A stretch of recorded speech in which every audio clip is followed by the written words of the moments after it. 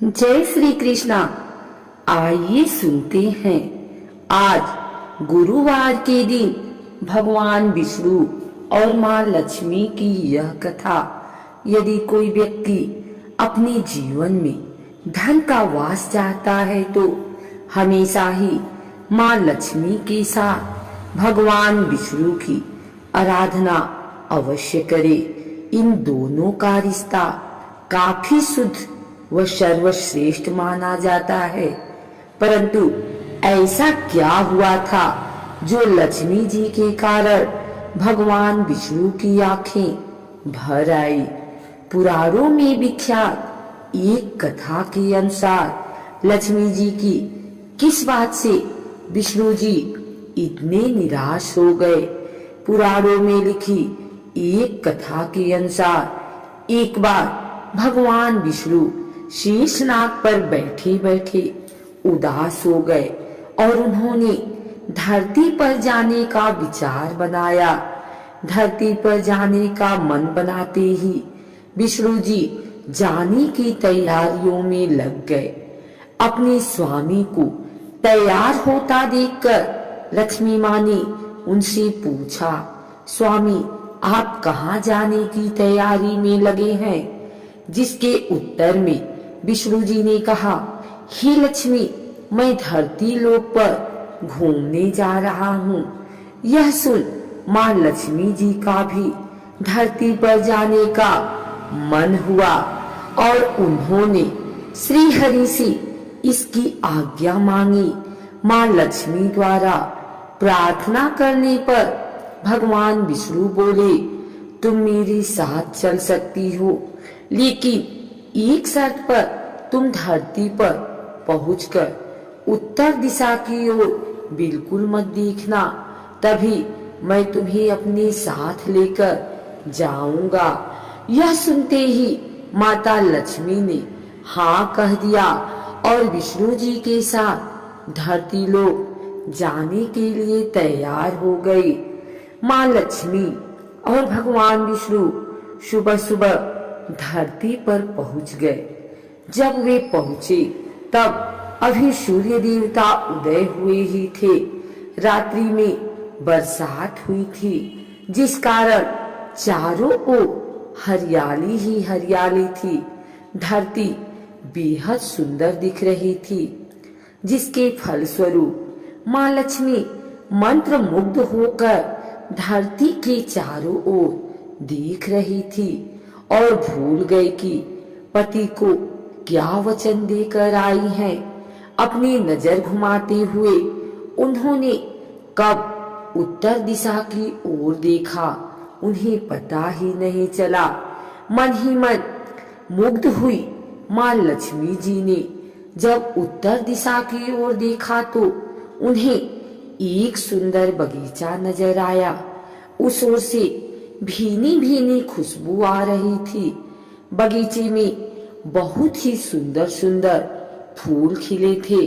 फूलों को देखते ही माँ लक्ष्मी बिना सोचे समझे उस खेत में चली गई और एक सुंदर सा फूल तोड़ लाई।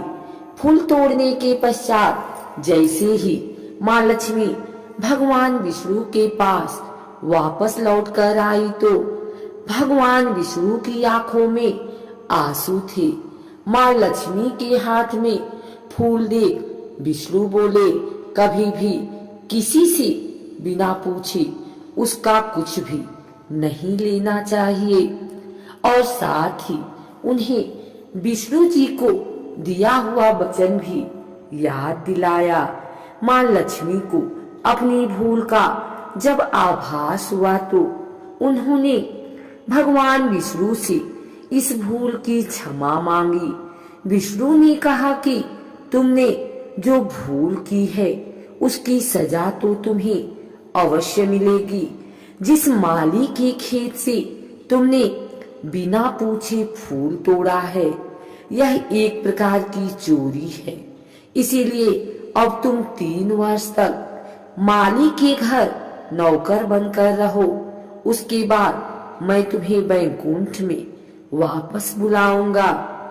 भगवान विष्णु का आदेश माँ लक्ष्मी ने चुपचाप सर झुकाकर मान लिया, जिसके बाद माँ लक्ष्मी ने एक गरीब औरत का रूप धारण किया और उस खेत के मालिक के घर गई।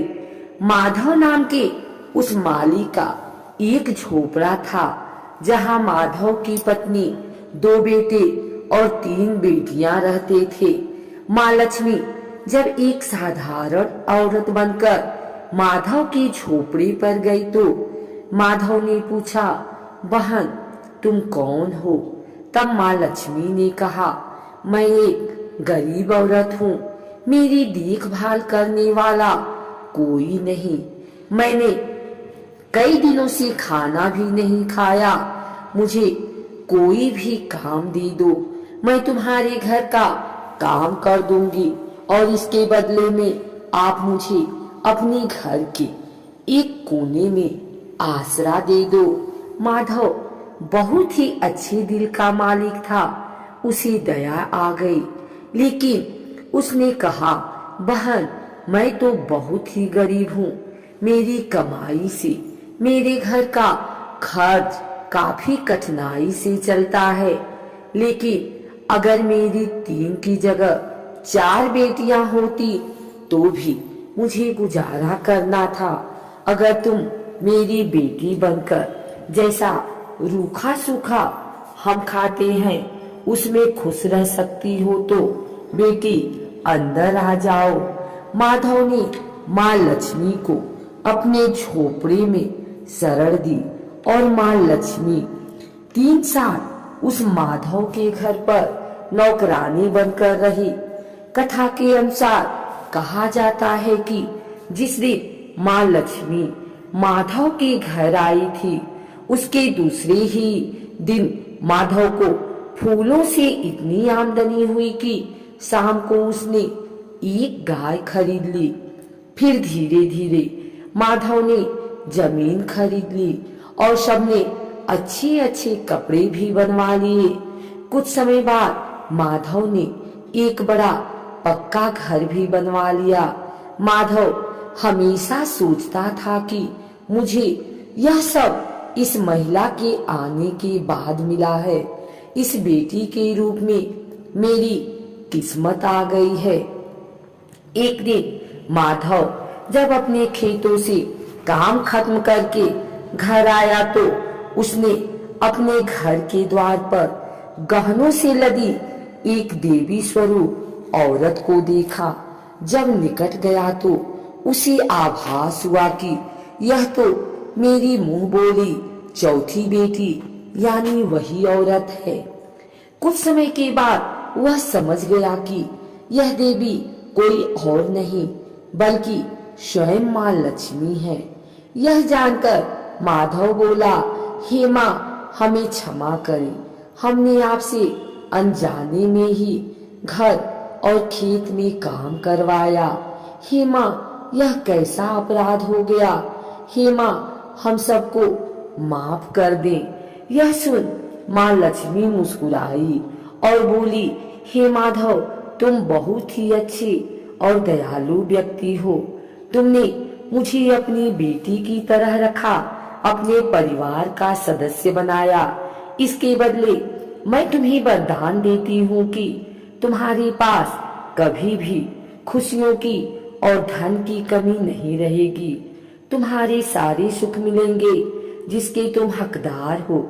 इसके पश्चात माँ लक्ष्मी अपने स्वामी के द्वारा भेजे रथ में बैठकर बैकुंठ चली गई।